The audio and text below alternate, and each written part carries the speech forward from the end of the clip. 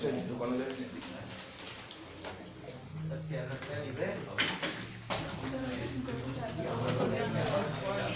হ্যাঁ ফেয়ার খাতাটা করে নিয়ে এসছিস ওই ফেয়ার খাতাগুলো দেখি সবার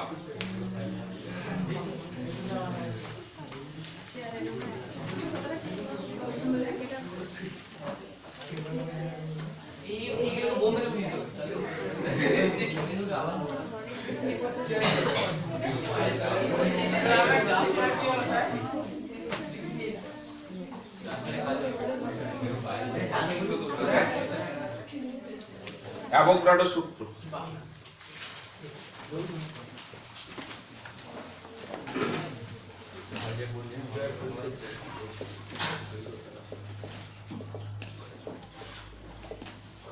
অ্যাভোগাড্রো সূত্র যাওয়ার আগে কয়েকটা জিনিস আগে দাও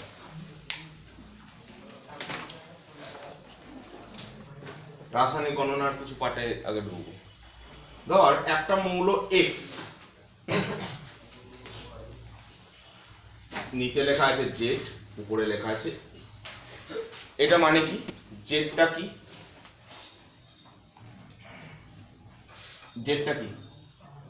জেডটাকে বলা হয় পারমাণবিক সংখ্যা বা প্রোটন সংখ্যা পারমাণবিক সংখ্যা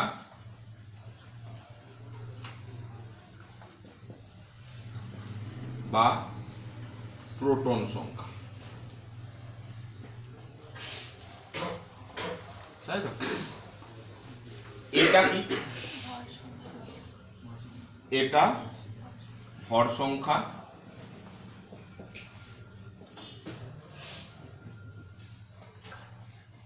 মানে ভর সংখ্যা কার কার যোগফল প্রোটন সংখ্যা প্লাস প্রোটন সংখ্যা প্লাস নিউট্রন সংখ্যা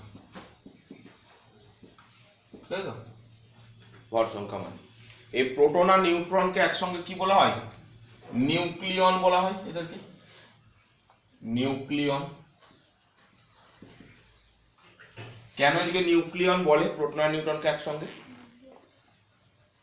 কেন এদেরকে নিউক্লিয়ন বলা হয় প্রোটন আর নিউট্রনকে একসঙ্গে কারণ এরা নিউক্লিয়াসে থাকে বলে তাই তো প্রোটন আর নিউট্রনটা নিউক্লিয়াসে থাকে তাই এদেরকে বলা হয় নিউক্লিয়ন তাহলে এই মৌলটার নিউক্লিয়ন সংখ্যা কটা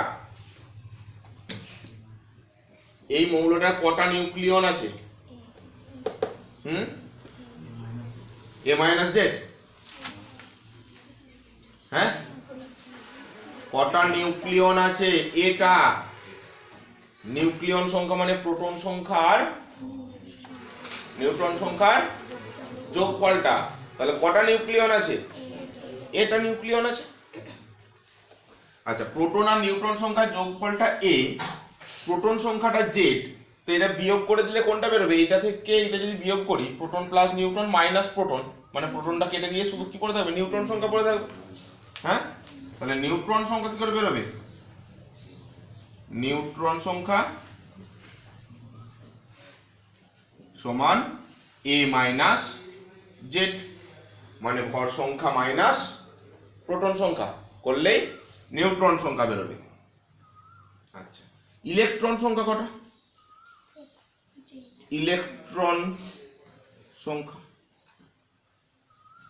ইলেকট্রন সংখ্যা কি হয়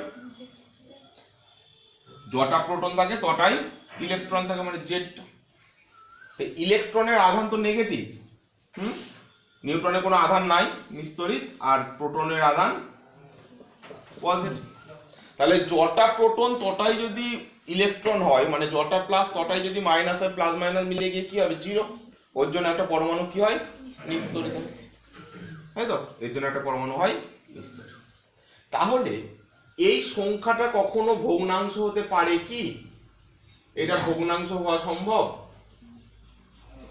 এটা ভগ্নাংশ হতে পারে এই সংখ্যাটা ভগ্নাংশ হতে পারে কি পারে না কোন একটা মৌলের ভর সংখ্যা ভগ্নাংশ হতে পারে কি পারে না বল ক্লোরিনের ক্ষেত্রে হয় নাকি ক্লোরিনে কত লিখি 17.35। তাহলে কোন একটা পরমাণুর ভর সংখ্যা ভগ্নাংশ হতে পারে বা ডিম পারে। কি করে পারবে? ভর সংখ্যা প্রোটন আর নিউট্রন সংখ্যার যোগফল। তো প্রোটন আর নিউট্রন সংখ্যা মানে হাফটা প্রোটন হয়, প্রোটন কার ভাঙা যায়, বা হাফটা নিউট্রন হতে পারে। তাহলে এই দুটো সংখ্যা যোগ করলে কখনো ভগ্নাংশ আসতে পারে? ভগ্নাংশ আসতে পারে না। কখনো ভর সংখ্যা ভগ্নাংশ হতে পারে না। তাহলে এই যে এরকম দেখেছিলাম 35.5, এটা কি? এইটা ভর সংখ্যা নয়, এটা সংকেত ভর। এটা ভর সংখ্যা নয়। দুটো জিনিসের খুব পার্থক্য আছে। এটাকে আমরা কি বলবো? অ্যাটমিক মাস আর মাস নাম্বার, দুটো আলাদা জিনিস। অ্যাটমিক মাস, এই অ্যাটমটার মাস ভর কতটা, আর হচ্ছে ভর সংখ্যা। অ্যাটমিক মাস আর মাস নাম্বার কিন্তু সম্পূর্ণ আলাদা। এইটা তাহলে কিভাবে আসে? বলছি যে ক্লোরিনের দুটো আইসোটোপ পাওয়া যায়। আইসোটোপের জন্য আসে Cl1735 একটা আইসোটোপ পাওয়া যায়, আর Cl1737 একটা আইসোটোপ পাওয়া যায়। ক্লোরিনের দুটো আইসোটোপ আছে প্রকৃতিতে, Cl1735, 1737। তার মানে এক একটা ক্লোরিন পরমাণুর জন্য দেখে এটা পূর্ণ সংখ্যা, এটা পূর্ণ সংখ্যা, ভগ্নাংশ নয়। কিন্তু তুই যদি প্রকৃতি থেকে ধর 100টা ক্লোরিন পরমাণু কালেক্ট করলি, স্যাম্পল কালেক্ট করা হলো প্রকৃতি থেকে 100টা, তার মধ্যে দেখা যাবে এইটা 64% পাচ্ছিস, আর এইটা পাচ্ছিস 64 না, এত কম নয়, 75% পাচ্ছিস, এটা 25% পাচ্ছিস। ঠিক আছে, তাহলে এটা 75% পাচ্ছিস, এটা 25% পাচ্ছিস। তার মানে 100টা মৌল যদি কালেক্ট করি আমরা, তার মধ্যে আমি পাবো 75টা Cl1735, আর 25টা পাবো Cl1737। এদের গড় অ্যাটমিক মাস যখন বার করবো আমি, তখন কি হবে না 35 × 75/100, হ্যাঁ 100-র মধ্যে 75টা যে 35, প্লাস 37 × 25/100। এইটা করলে আমরা দেখবো এসে যাবে 35.5 প্রায় অ্যাপ্রক্সিমেট, এইভাবে আছে। ঠিক আছে, তো এটা হয়তো আমার এই পার্সেন্টেজটা একটু কম বেশি হতে পারে, মানে এইভাবে গড়টা করা হয় যে এর কত অংশ আছে, এর কত অংশ আছে, দিয়ে গড় ভরটা কত।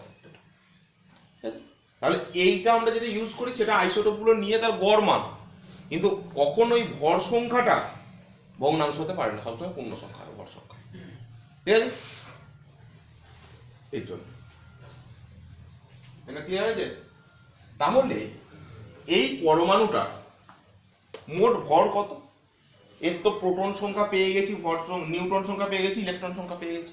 একটা পরমাণুর ভিতরে আর তো কিছু নাই, নিউক্লিয়াসের মধ্যে আছে প্রোটন আর নিউট্রন, আর বাইরে ইলেকট্রন। তো এক একটা প্রোটনের ভর আমি ধরলাম m(p), মাস অফ প্রোটন। কার ভর? প্রোটনের। ঠিক আছে, একটা ইলেকট্রনের ভর ধরলাম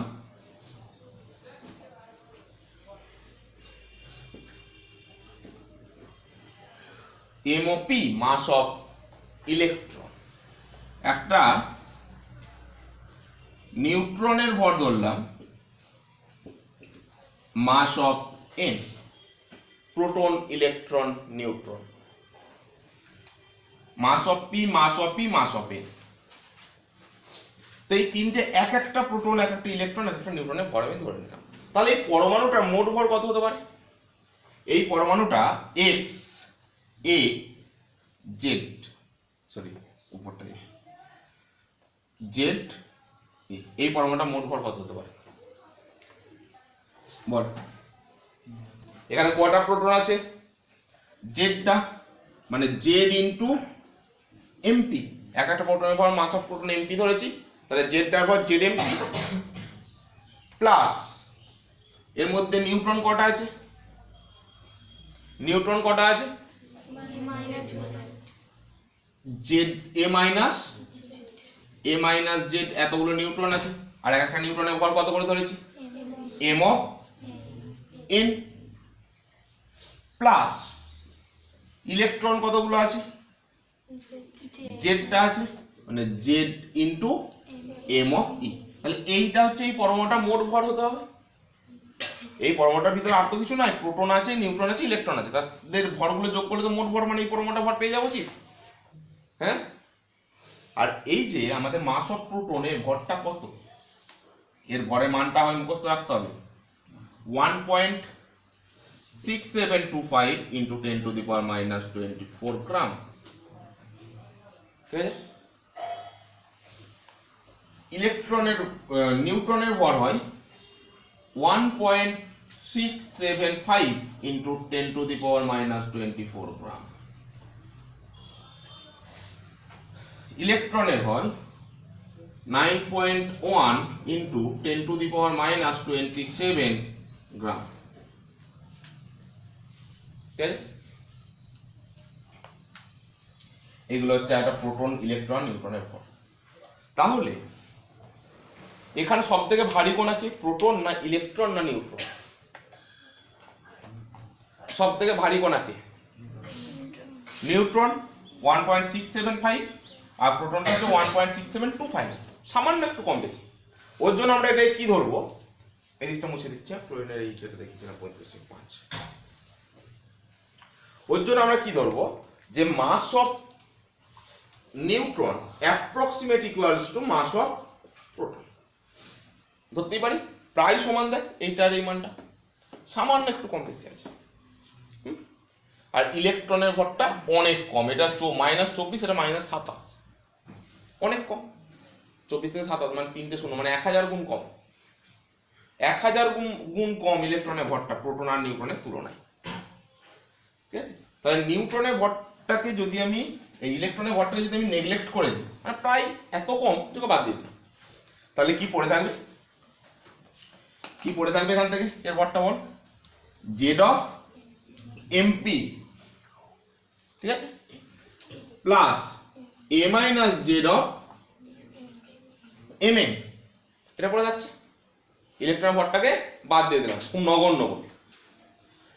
তাহলে এটাকে ভাঙলে কি আসবে, Z of MP plus A M N minus Z M N, এটা আসছে সমান Z of MP minus A plus A M N minus Z of MP. কি করে হলো, এম এন সমান অ্যাপ্রক্সিমেট ইকুয়ালস টু এমপি, তাহলে এম এনটার জায়গায় এমপি বসিয়ে দিলাম, বোঝাতে পারি। এই পার্টটা কেটে গেল, মানে পড়ে রইল এ এম এন, বা এ এম এন এর জায়গায় এ অফ এমপিও করতে পারি। হ্যাঁ, এম এন সমান এমপি প্রায়, এ অফ এম এন মানে এ অফ এম। তাহলে এই পরমাণুটার কত, পরমাণুটা কত, এই পরমাণুটা ভর বেরোলো কত, ভর সংখ্যা ইনটু প্রোটনের ভর। হ্যাঁ, তাহলে কত হচ্ছে, সমান এ অফ এমপি হলো, তাই তো? উপরটা মুছবো, উপরটা তোলা হয়ে গেছে সব।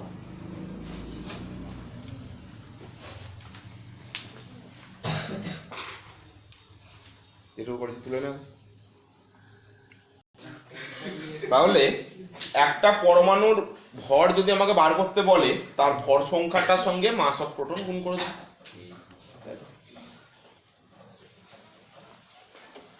এই পরমাণুটার ভর আমার কত বেরোলো, এই পরমাণুটার ভর আমার, এই সব পর আমরা কি শিখলাম, এই পরমাণুটার ভর বেরোবে কত, এ মানে ভর সংখ্যা ইনটু মাস অফ, মানে এ ইনটু মাস অফ প্রোটন কত হয়েছে, 1.6725 ইন্টু 10⁻⁻24 গ্রাম। তো এ সংখ্যাটা যাই হোক, একটা মূল্য নিতে পারি আমি, তার কারো 2, কারো 3, 4, 5, যাই হোক এই সংখ্যাটা, তার সঙ্গে এটা গুণ হচ্ছে।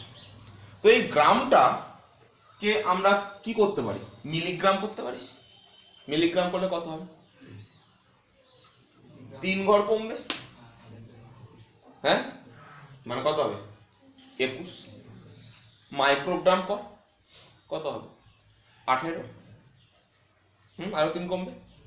ন্যানোগ্রাম কর, আরো 3 কমবে, কত হবে, 15, হ্যাঁ, তো পিকো কর 12, ফেমটো কর 9, তাতেও দেখ অনেক পাওয়ার থেকে যাচ্ছে 10 টু দি পাওয়ার -9। তো এইটা মাপার জন্য এত আমাদের যে ছোট এককগুলো আছে সেই ছোট এককগুলোর সাহায্যে সম্ভব নয়, এই পাওয়ারটা এমন কম। তো এই কারণে এইটাকে একটা নতুন একক ধরা হলো, যেটাকে বলা হচ্ছে AMU, atomic mass unit. AMU এইটাকে আমরা তো সব কিছু ধরে নেওয়া, যেমন 1 কেজিকেও আমরা ধরে নিই, ক্লাস 9 এর সংখ্যা পড়েছিলি 1 কেজি কত টাকা 1 কেজি ধরা হয়, হ্যাঁ, সেরকম এইটাকে একটা ধরে নিলাম, এই মানটাকে, এই ভরের মানটাকে, মানে একটা প্রোটনের ভরের মানের সমান মানটাকে কি ধরে নেওয়া হচ্ছে, এককটা AMU, অ্যাটমিক মাস ইউনিট, বা বর্তমানে এটাকে বলা হয় ক্যাপিটাল ইউ দিয়ে, ইউনিফাইড অ্যাটমিক মাস ইউনিট। এটাকে ধরে নেওয়া হলো AMU বা ইউ। AMU হচ্ছে অ্যাটমিক মাস ইউনিট, বা ইউ হচ্ছে unified atomic mass unit, unified atomic mass unit. ঠিক আছে, তাহলে তার মান কত, AMU এর মান কত, 1.6725 ইন্টু 10 টু দি পাওয়ার -4 এই -24 গ্রাম। তাহলে এটা কত লিখে দিতে পারবো, সমান AMU, হ্যাঁ, তাই তো। তাহলে ধর একটা মৌল আমি দিলাম C612, এই পরমাণুটার ভর কত বল, 12 AMU, তাই তো। এই পরমাণুটার ভর হয়ে যাবে 12 AMU, মানে ভর সংখ্যাটা ইন্টু AMU করে দিলি, দেখ AMU বলি একটা পরমাণু ভর বেরিয়ে যাচ্ছে, তাই তো। একটু ক্লিয়ার হয়েছে, হ্যাঁ।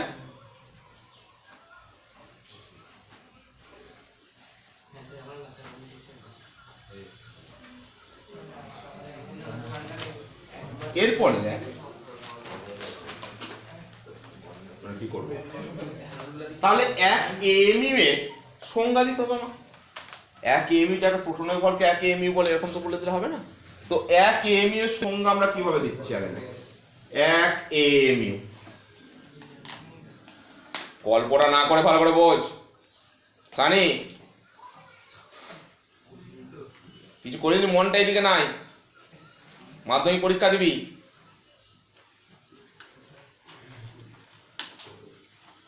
1 AMU কাকে বলে,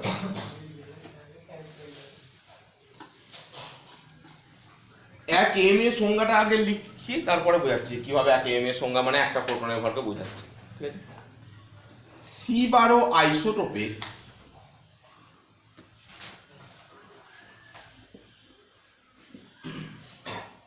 একটি পরমাণুর ভরে 1/12 অংশকে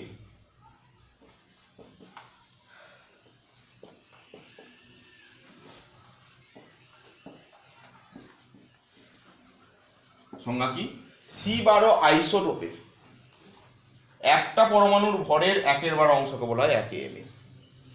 C12 আইসোটোপের একটা পরমাণুর ভর কত, এই C12 আইসোটোপের একটা পরমাণুর ভর কত হবে, এইমাত্র শিখলাম আমরা 12 MP। আবার AMU এর সংজ্ঞা লিখছি, এখন AMU জানি না, AMUটা ধরে নিলাম, আমি দিয়ে AMU এর সংজ্ঞা দিচ্ছি, তো তাহলে AMU তো এখন জানি না।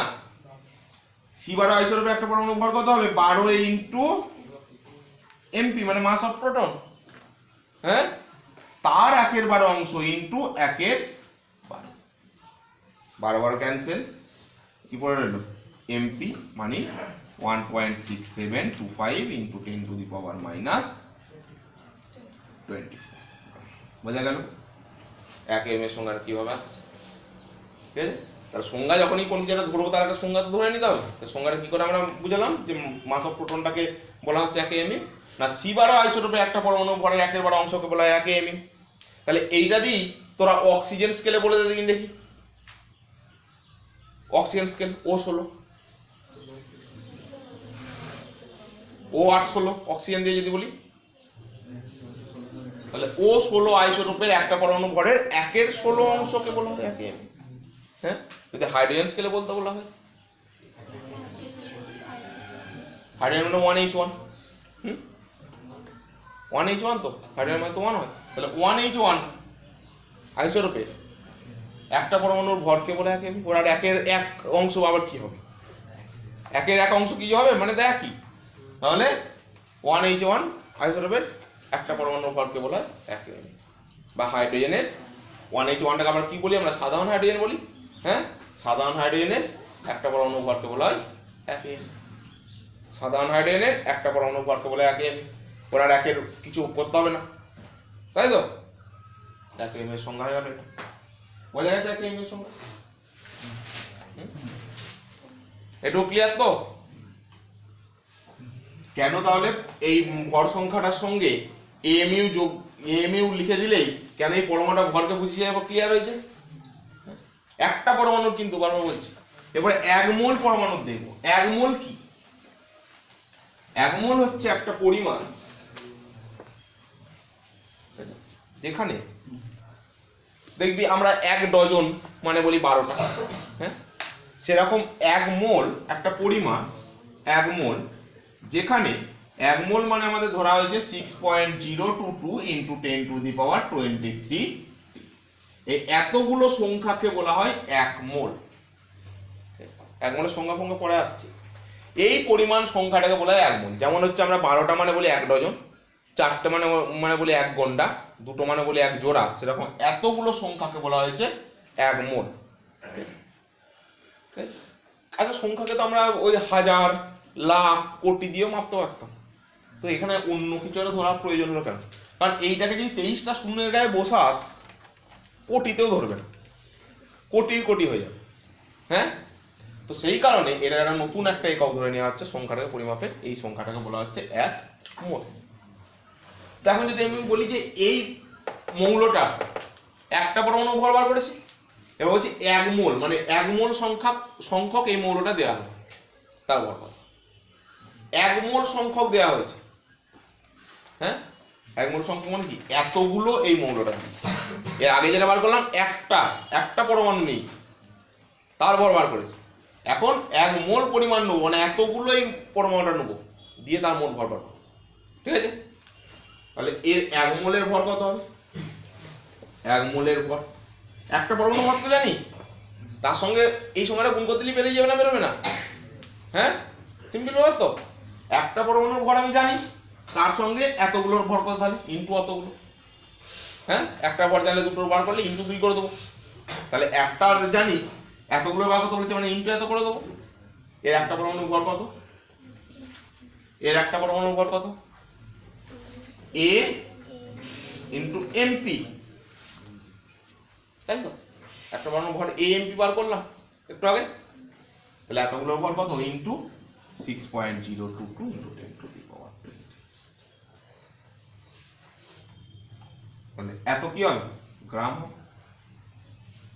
হ্যাঁ, হবে তো? সমান A, এমপির মান কত? 1.6725 × 10⁻24 ইন্টু 6.022 × 10⁻23।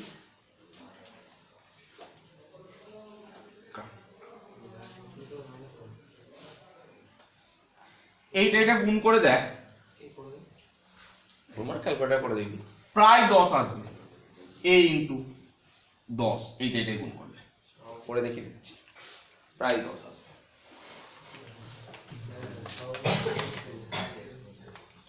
1.6725 × 6.022 10.007 মানে 10।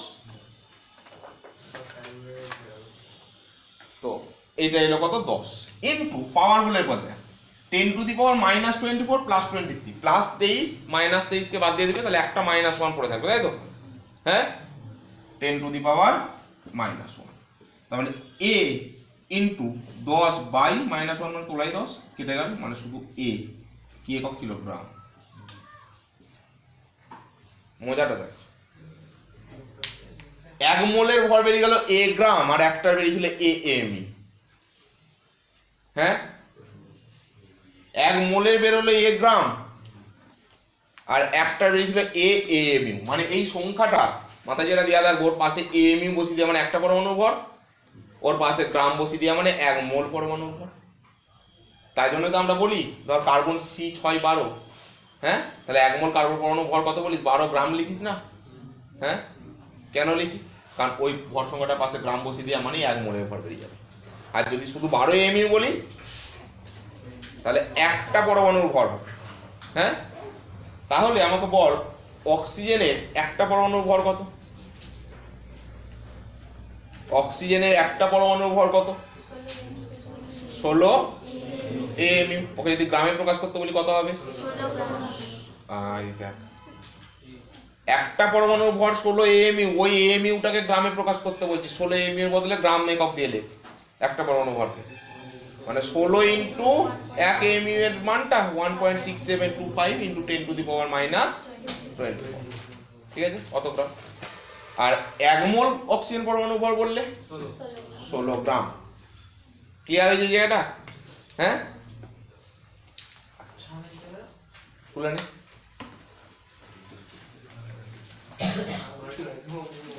অ্যাভোগাড্রো সূত্র দেখ। অ্যাভোগাড্রো বলছে যে আমরা এরকম 3টে গ্যাস জার নিলাম। এ একটা গ্যাস জার, এ একটা গ্যাস জার। ওটা না বলে চুপচাপ কর, নাহলে থাপ দিয়ে কর করতে। 4টে নি, 4টে গ্যাস জার নিয়েছি। এর আয়তন V, এর আয়তন V, এর আয়তন V, এর আয়তন। ঠিক আছে, এর প্রত্যেকের আয়তন V। আকারে আমার ছোট বড় হতে পারে কিন্তু প্রত্যেকটারই আয়তন সমান। এর চাপ, গ্যাস জারটির এই চাপ আছে, চাপ প্রয়োগ করা হয়েছে, সেটা P। গ্যাসটা চাপ দিচ্ছে, এরও চাপ P দিচ্ছে, এখানেও P চাপ প্রয়োগ করছে গ্যাসটা, এখানেও P চাপ প্রয়োগ করছে। যে কথাগুলো বলছি সেগুলো মন দিয়ে শুনছো, ছবিটা দেখে গেলে হবে। 4টেরই আয়তন সমান। 4টেতে গ্যাস জারে যে গ্যাস রাখা আছে তারা যে চাপটা প্রয়োগ করছে পাত্রের দেওয়ালে সেটা হচ্ছে PP করে, মানে প্রত্যেকটাই সমান।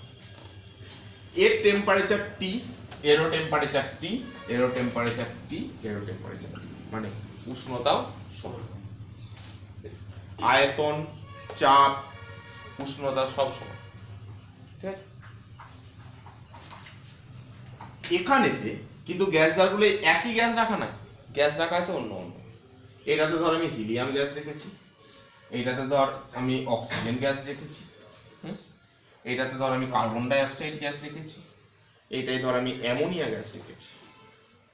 আলাদা আলাদা গ্যাস রাখা আছে, কিন্তু 4টে গ্যাস জারে গ্যাস আছে আলাদা আলাদা, কিন্তু তার কি আয়তন সমান গ্যাস জারগুলোর, চাপ সমান আর উষ্ণতা সমান। এখানে হিলিয়াম গ্যাসের এরকম পরমাণুগুলো, হিলিয়াম গ্যাস আছে, অক্সিজেনের 2টো করে, তো 2টো পরমাণু মিলে একটা অণু, এরকম 2টো করে।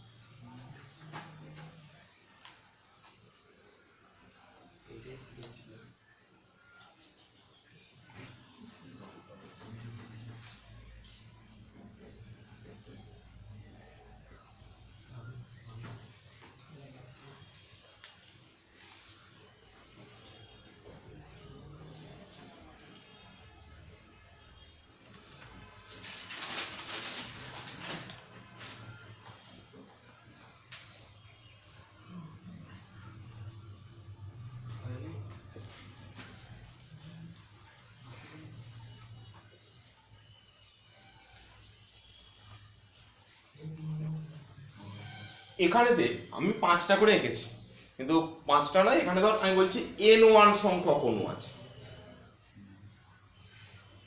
এটাতেও বলছে তাহলে N1 সংখ্যক অণু থাকবে, এটাতেও N1 সংখ্যক অণু থাকবে, এটাতেও। কি হলো তাহলে ব্যাপারটা? বলছে আমি যে গ্যাসই রাখি না কেন, এটা 1 পারমাণবিক গ্যাস, এটা দ্বিপারমাণবিক, এটা 3 পারমাণবিক, এটা 4 পারমাণবিক, 4টে পরমাণু গঠিত, N একটা আর H 3টে 4টে। এটা 3 পারমাণবিক মানে সি একটা আর ও দুটো, তিনটে। এখানে দ্বিপারমাণবিক অক্সিজেনই আছে দুটো করে, O2। এটা 1 পারমাণবিক, শুধু একটাই হিলিয়াম আছে। তাহলে প্রত্যেকটাতে আলাদা আলাদা গ্যাস রেখেছি, 1 পারমাণবিক, 2 পারমাণবিক, 3 পারমাণবিক, 4 পারমাণবিক। কিন্তু কি সমান করেছি? গ্যাস জারগুলোর আয়তন সমান করেছি, গ্যাস জারগুলোতে চাপ সমান করেছি, আর উষ্ণতা সমান করেছি। বলতে যদি করা হয় আয়তন, চাপ আর উষ্ণতা, তাহলে যে গ্যাসই রাখি না কেন তাদের অণুর সংখ্যা সমান হবে সব। এখানে দেখ 5টা অণু আছে, এখানে তো 5টা অণু আছে, এই দুটো করে মিলে একটা অণু, এখানে 10টা ভাবিস না জানো, কারণ O2 দুটো করে মিলে একটা অণু তৈরি হয়েছে। এটা একটা অণু, এটা একটা, এটা একটা, এটা একটা, এটা একটা, 5টা। এটা তো দেখ 3টে করে মিলে একটা অণু হয়েছে, 1টা 2টো 3টে 4টে 5টা অণু আছে, এটাতেও 5টা আছে।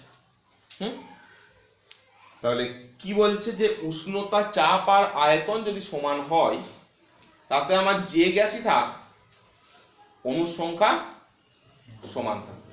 মানে এখানে আমি ধরেছি N1 সংখ্যক অণু আছে, আমি তার এই অণুর সংখ্যাটা এত বেশি যে আমি তা আঁকতে পারবো না এখানে, কয়েক কোটি কোটি থাকবে। তো এখানে আমি বলছি N1 সংখ্যক অণু থাকলে এখানেও N1 থাকবে, এখানেও N1টা থাকবে অণু, এখানেও N1টা। কিন্তু পরমাণু সমান আছে কি? এতে কটা পরমাণু আছে? N1টা অণু আছে মানে N1টা অণু যদি থাকে এই চেম্বারটাতে কটা পরমাণু আছে? N1টাই আছে, একটা পরমাণু একটা অণু।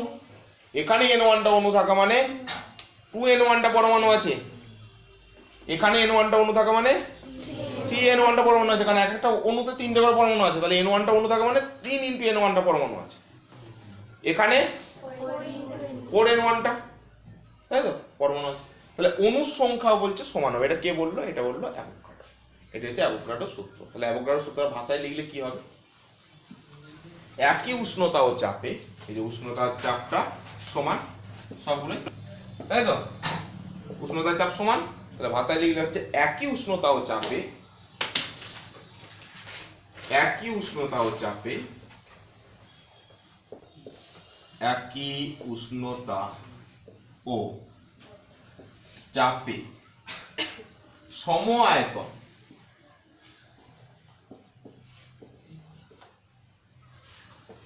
সব গ্যাসের মধ্যে সমান সংখ্যক, দেখ সম আয়তন করে দিয়েছি, তাহলে একই উষ্ণতা ও চাপ, উষ্ণতা চাপ সবার সমান, সম আয়তন মানে প্রত্যেকের আয়তন সমান, সব গ্যাসের মধ্যে, সেটা যে গ্যাসই হোক, সব গ্যাস, যে কোনো গ্যাস হতে পারে, সব গ্যাসের মধ্যে সমান সংখ্যক অণু বর্তমান থাকে। এটা হচ্ছে অ্যাভোগাড্রোর সূত্র। একই উষ্ণতা ও চাপে সম আয়তন সব গ্যাসের মধ্যে সমান সংখ্যক অণু বর্তমান থাকে। ঠিক আছে, তো এখানে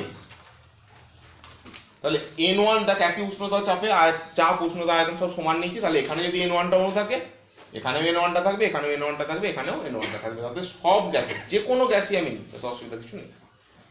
তো এই N1 সংখ্যাটা এত বেশি হচ্ছে, ওর জন্য এই সংখ্যাটাকে কমিয়ে দেওয়ার জন্য একটা সংখ্যা ধরা হলো, যেটাকে বললো মোল সংখ্যা। মোল সংখ্যা কি? 1 মোল। তাহলে মোল কাকে বলা হলো? মোল হলো 6.022 × 10⁻20। এতগুলো সংখ্যাকে বলা হচ্ছে 1 মোল। তার মানে 1 মোল পরমাণু বলতে কি বোঝাবে? দেখ 1 মোল একটা সংখ্যা, 1 মোল যে সবসময় অণুতেই কাটবে কি পরমাণুতে কাটবে এরকম কোনো ব্যাপার নয়। যেমন হচ্ছে 1 ডজন একটা সংখ্যা, আমি কোলাটাকে আমরা ইউজ করি 1 ডজন কোলা, কিন্তু আমি বলতেই পারি যে 1 ডজন লেবু, হবে না? তাহলে 1 ডজনটা কারো সম্পত্তি নয় নিজস্ব, যার সঙ্গে লাগাবো তারই হবে। তাহলে আমি যদি বলি 1 মোল অণু মানে কতগুলো অণু? এতগুলো অণু। যদি কোথাও বলি 1 মোল পরমাণু মানে এতগুলো পরমাণু। যদি কোথাও বলি 1 মোল আয়ন মানে এতগুলো আয়ন। ঠিক আছে, 1 মোল মানে এটা 1 মোল যে সবসময় অণুতেই লাগবে এমন কোনো ব্যাপার নেই। যে কোথাও হয়তো বললো যে 1 মোল পরমাণু মানে কতগুলো পরমাণু, তুই এতগুলো না বলে এটা ইন্টু ধর 1 মোল অক্সিজেন পরমাণু মানে কতগুলো পরমাণু যদি আমি বলি, কি বললাম? 1 মোল অক্সিজেন পরমাণু মানে কতগুলো পরমাণু? 1 মোল অক্সিজেন পরমাণু মানেও এতগুলোই পরমাণু কিন্তু। হ্যাঁ, তাহলে মনে করবি যে O2 তাহলে 2 আছে, তাহলে 2 দিয়ে গুণ করে দিই, কতগুলো পরমাণু হবে না। 1 মোল অক্সিজেন পরমাণু মানে এতগুলোই পরমাণু। কিন্তু যদি আমি কোশ্চেনটা ঘুরিয়ে বলি যে 1 মোল অক্সিজেন অণুতে কতগুলো পরমাণু আছে, 1 মোল অক্সিজেন অণুতে, মানে 1 মোল অক্সিজেন অণুতে মানে কি এতগুলো অণুতে কত পরমাণু আছে না, একটা অণুতে থাকে দুটো O2, তাহলে এতগুলো আছে ইনটু 2, তখন ইনটু 2 হবে। বুঝতে পারলেন ব্যাপারটা? হ্যাঁ, 1 মোল অক্সিজেন পরমাণু আর 1 মোল অক্সিজেন অণুতে কতগুলো পরমাণু আছে, দুটোর কোশ্চেনের মধ্যে তফাৎটা বোঝ ভালো করে। এই তফাৎটা এটাই গোলমাল হয় অঙ্ক করতে গিয়ে। যে কি কোশ্চেনটা বললাম যে 1 মোল অক্সিজেন পরমাণু আর 1 মোল অক্সিজেন অণুতে পরমাণু, দুটোর উত্তর কত কত হবে? 1 মোল অক্সিজেন পরমাণু আর 1 মোল অক্সিজেন অণুতে পরমাণু। 1 মোল অক্সিজেন পরমাণু মানে কটা? 6.022 ইন্টু 10 টু দি পাওয়ার 23 আর 1 মোল অক্সিজেন অণুতে কটা পরমাণু? 1 মোল অক্সিজেন অণু, তার মানে অণু মানে অতগুলো ইন্টু একটা অণুতে পরমাণু আছে দুটো করে ইন্টু 2, তাই তো? তার মানে কত হবে এটা উত্তর? 6.022 into 10 to the power 23 into 2। এই দুটোর মধ্যে পার্থক্যটা খেয়াল রাখতে হবে। তাহলে 1 মোল হচ্ছে একটা সংখ্যা যেটা ধরে নেওয়া হয়েছে গণনা করার জন্য, কারণ অণু পরমাণু এত বেশি সংখ্যায় থাকে যে সেটা আমরা ওই লাখ কোটি এইসব দিয়ে মাপতে পারবো না। ওই জন্য একটা সংখ্যা ধরে নেওয়া হয়েছে, সেটা হচ্ছে 6.022 ইন্টু 10 টু দি পাওয়ার 23টা, এই সংখ্যাকে বলা হচ্ছে 1 মোল।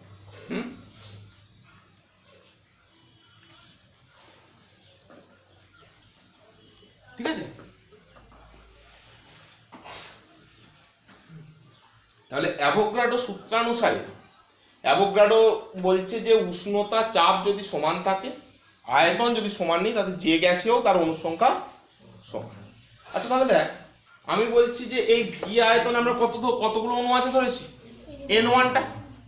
হ্যাঁ, ভি আয়তনেতে N1টা অণু আছে ধরেছি। তাহলে যদি 2V আয়তন হয়, মানে আয়তনটা দ্বিগুণ করে দিই, তাহলে কটা অণু থাকবে? 2N1টা করে অণু থাকবে। হ্যাঁ, আয়তন 3 গুণ করে দিলাম, 3N1টা অণু থাকবে। হ্যাঁ, তার মানে আয়তনের সঙ্গে অণুর সংখ্যাটা দেখ এখানে কি হচ্ছে, সমানুপাতে পরিবর্তিত হচ্ছে না নয়? আয়তন যত বাড়াবো তত বেশি অণু থাকবে।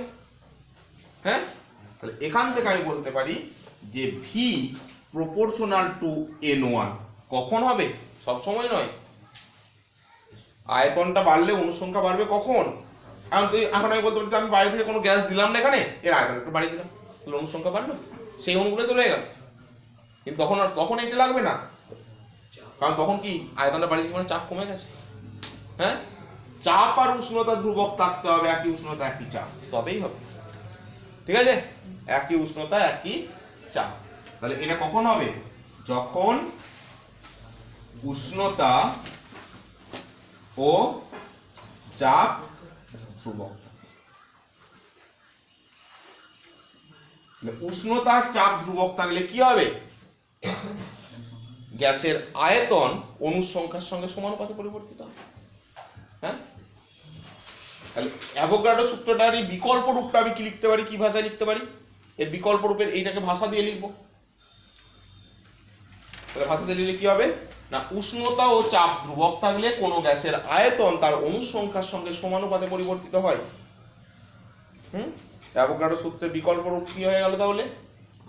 উষ্ণতা ও চাপ ধ্রুবক থাকলে কোনো গ্যাসের আয়তন তার অণুর সংখ্যার সঙ্গে সমানুপাতে পরিবর্তিত হয়। উষ্ণতা ও চাপ ধ্রুবক থাকলে কোনো গ্যাসের আয়তন তার অণুর সংখ্যার সঙ্গে সমানুপাতে পরিবর্তিত হয়। উষ্ণতা ও চাপ ধ্রুবক থাকলে কোনো গ্যাসের আয়তন তার অণুর সংখ্যার সঙ্গে সমানুপাতে পরিবর্তিত হয়। বোঝা গেছে? আচ্ছা, এই অণুর সংখ্যাটাকে যদি আমি মোল সংখ্যায় আনতে চাই, এই যে 1 মোল মানে এই সংখ্যাটা এত বেশি হবে, এই সংখ্যাটা এত বেশি হবে অণুর সংখ্যাটা, যে ওটা লিখতে গেলে আমরা যদি সংখ্যা দিয়ে লিখি তো এত প্রবলেম হয়, এত বড় হয়ে যাবে। ওটাকে ছোট করার জন্য আমরা কি ধরেছি, 1 মোল ধরে নিচ্ছি এতগুলো। হ্যাঁ, এই সংখ্যাটাকে আমরা ক্যাপিটাল N দিয়ে ইউজ করব। এইটা অ্যাভোগাড্রো দিয়েছিল এই নাম্বারটা, তাই এই সংখ্যাটাকে বলা হয় Avogadro number, Avogadro number N। N দিয়ে ইউজ করবো, মানে ক্যাপিটাল এন বলে দেয়া মানেই এতগুলো। তাহলে এতগুলো অণু মানে কটা কমল অণু? এনটা অণু, এনটা অণু মানে কমল, এনটা অণু মানে কমল, এক মোল তো। তাহলে একটা অণু মানে কত হবে? 1/n মোল। আর কটা অণু নিয়েছি আমি? n1টা অণু। তাহলে n1টা অণু মানে কমল, n1/n মোল। হ্যাঁ, তাই এইটা অণু সংখ্যাটাকে মোল সংখ্যাতে কনভার্ট করতে গেলে v প্রপোর্শনাল টু কি হয়ে যাবে? n1/n। এটা মোল সংখ্যা হয়ে গেল মোলে। হ্যাঁ, এই n1/nটাকে যদি ছোট হাতের n ধরে নিই তাহলে v proportional to n mole, v proportional to n। এখানে nটা কি? ছোট হাতের nটা কি? মোল সংখ্যা। n1/n করলে যেটা বেরোবে সেটাকে আমি n ধরছি, nটা মোল সংখ্যা।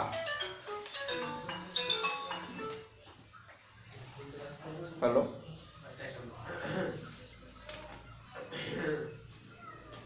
হ্যাঁ, কোথায় আছেন? কোথায়? হ্যাঁ, নেতাজি মনে হয় পল্লী মঙ্গলটাই আছি। হ্যাঁ, আর যদি 10 মিনিটের মধ্যে এসো তাহলে পল্লী মঙ্গলে আছি, আর না হলে পূর্ণিমা টেলিকমে চলো, ওখানে যাচ্ছি। ওই সেই ক্যানেল পাটটা দিকে, নেতাজি মধ্যে ক্যানেল পাট দিয়ে যেতে ওই একটা দেখবে পল্লী মঙ্গলে একটা সাইনবোর্ড লেখা আছে, ওই ইয়েটার গাটা দিকে আসলে একটা মোটর বাঁধা দোকান আছে না,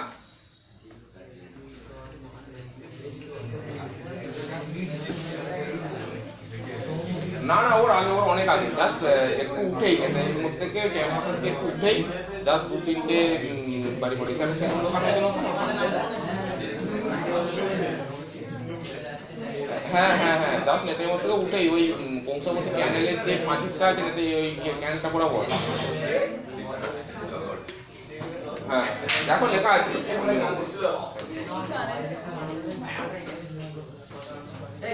তো এখানে আমি n1/nটাকে আমি কি ধরে নিচ্ছি? ছোট হাতের n মোল।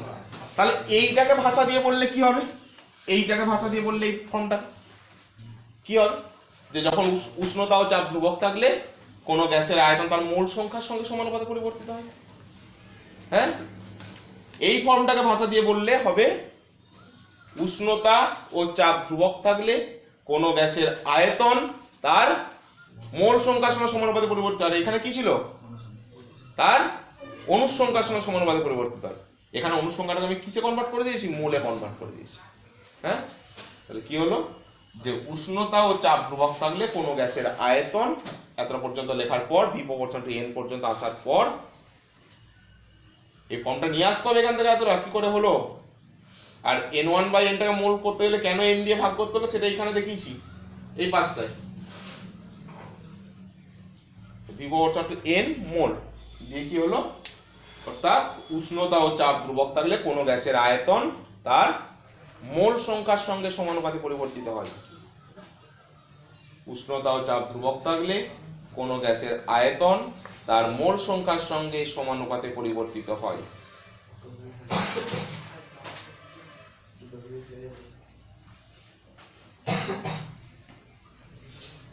বোঝা যাচ্ছে এখানটা? হ্যাঁ, চুপচাপ বস,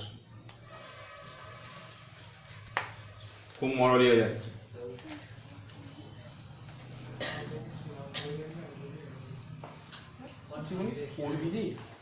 পড়তে বসে এসে দেখছি হাই তুলছে। হ্যাঁ, কি কষ্টই না হচ্ছে পড়াশোনা করতে।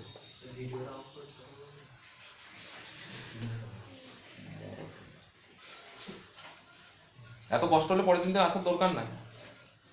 কারো একার জন্য তো আমি এটা নষ্ট করবো না, এতজন চুপচাপ শুনছে, তোর খুব কষ্ট হয়ে যাচ্ছে না? বাড়ি যাবি? বাড়ি গেলে চলে যা, কোনো অসুবিধা নেই। ব্যাগ নিবি, উঠবি, চলে যাবি, শুধু একটু বলে যাবি এসে আসছে।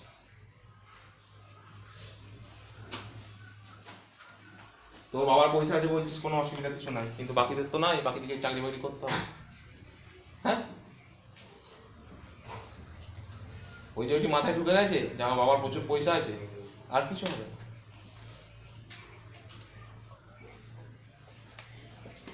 আচ্ছা দেখ, তাহলে আমাদের অ্যাভোগাড্রো সূত্রে অনেকগুলো ফর্ম পেয়ে গেলাম, কিন্তু একটা দেখি ঘুরি ফিরি আমরা অনেকগুলো ফর্মে নিয়ে এলাম সূত্রটা। ভি প্রপোর্শনাল টু এন, এটা আমরা পরে কাজে লাগাবো এই ফর্মটা, V proportional to N Avogadro সূত্রের গাণিতিক রূপ। তো কি একটা বলতে যাবো বললাম দেখি ভুলে গেলাম।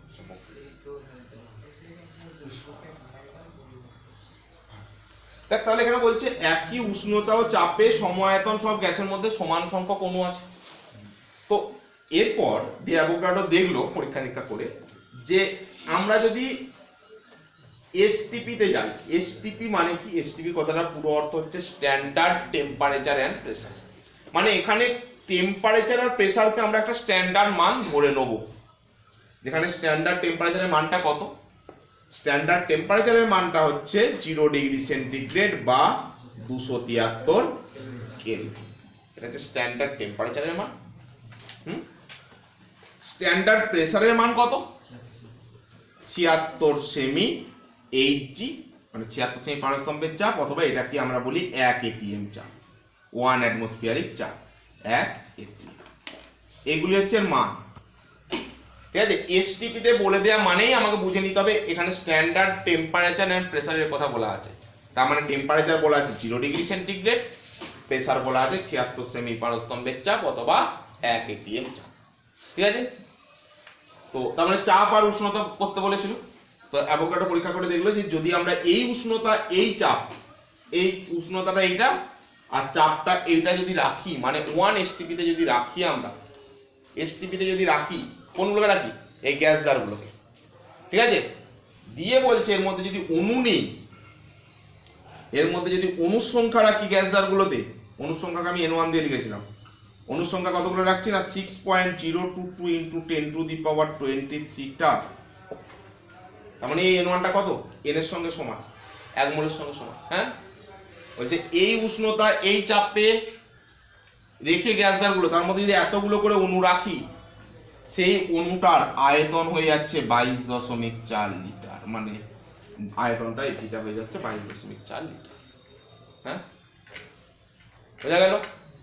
তার মানে এইটা হচ্ছে যে কোনো উষ্ণতা, যে কোনো চাপে, যে কোনো আয়তনই হোক, যদি আয়তন সমান হয় তো অণু সেম থাকবে, কিন্তু অণু কটা করে থাকবে আমি এখানে বলতে পারবো না। যা থাকবে এতেও তাই থাকবে, এতেও তাই থাকবে, এতেও তাই থাকবে, এতেও তাই থাকবে, কিন্তু সেই মানগুলো যদি নির্দিষ্ট করে দিই, কত কত নির্দিষ্ট, মানে 0 ডিগ্রি সেন্টিগ্রেড তাপমাত্রায় 76 সেমি এইচজি চাপে যদি এতগুলো অণু থাকে, তাহলে তার আয়তন হবে 22.4 লিটার। বা ঘুরিয়ে বলতে পারি 0 ডিগ্রি সেন্টিগ্রেড তাপমাত্রায় 76 সেমি এইচজি চাপে 22.4 লিটারে অণু থাকবে এতগুলো। হ্যাঁ, তাহলে এইখানেরটার সঙ্গে এটা তফাৎ কি? এখানে কোনো নির্দিষ্ট মান বলা নেই, অণু সমান থাকবে বলা আছে, কিন্তু কটা করে অণু থাকবে আমি বলতে পারবো। এখানে যা থাকবে N1টা থাকলে এতেও N1টা, এতেও N1টা, এতেও N1টা ছিল, কিন্তু অণু মানটা নির্দিষ্ট কখন বলতে পারছি? যদি চাপ আর উষ্ণতাকে নির্দিষ্ট করে দিই। হ্যাঁ, যে 0 ডিগ্রি সেন্টিগ্রেড তাপমাত্রায় 76 সেমি এইচজি চাপে বা 1 এটিএম চাপে যদি 22.4 লিটার কোন একটা গ্যাস জার নেই, তার মধ্যে অণু থাকবে এতগুলো। হ্যাঁ, বা 0 ডিগ্রি সেন্টিগ্রেড তাপমাত্রায় 76 সেমি এইচজি চাপে যদি এতগুলো অণু রাখি, তাহলে তার আয়তন হবে 22.4 লিটার। ঠিক আছে, এটা ক্লিয়ার হয়েছে তো ব্যাপারটা? এটা ক্লিয়ার যদি হয় তাহলে এখান থেকে একটা কোশ্চেন করছি, বলবি। হ্যাঁ,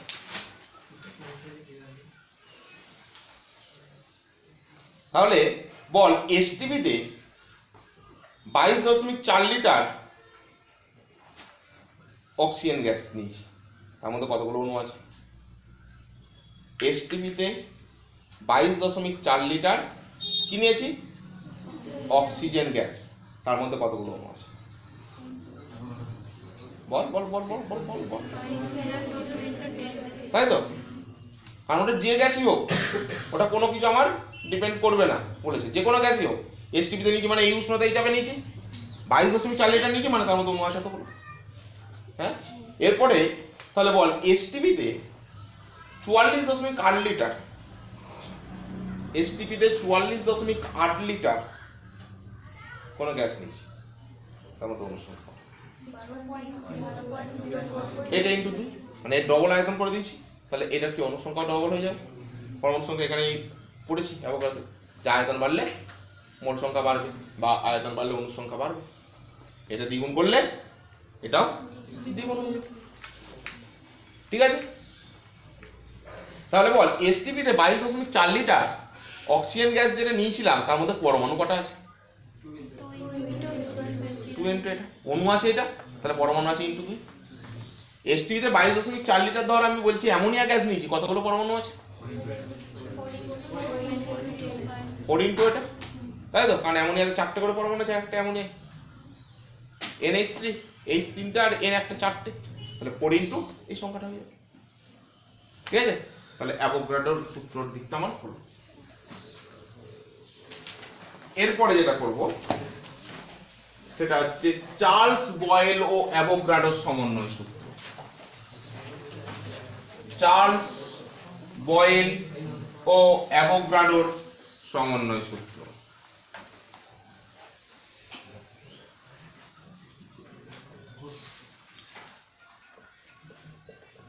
চার্লস বয়েল ও অ্যাভোগাড্রো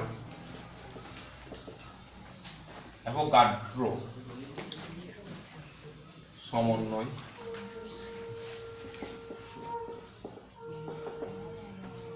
কার কার করতে বলেছি? চার্লস বয়েল আর অ্যাভোগাড্রো। আগের দিন আমরা চার্লস আর বয়েল করেছিলাম শুধু, এখানে এর সঙ্গে আরেকটা অ্যাড হচ্ছে। তো চার্লসের সূত্রের রূপটা কি ছিল বল আমাদের? V proportional to capital T. কি কি ধ্রুবক ছিল? এটা কার থেকে? এটা চার্লস। কি কি ছিল? ভর ও চাপ ধ্রুবক। ভর ও চাপ ধ্রুবক। হ্যাঁ হ্যালো, আচ্ছা বয়েলের সূত্র থেকে কি পাবো আমরা? বয়েলেরটা কি ছিল? V proportional to 1/v। কি কি ধ্রুবক? ভর ও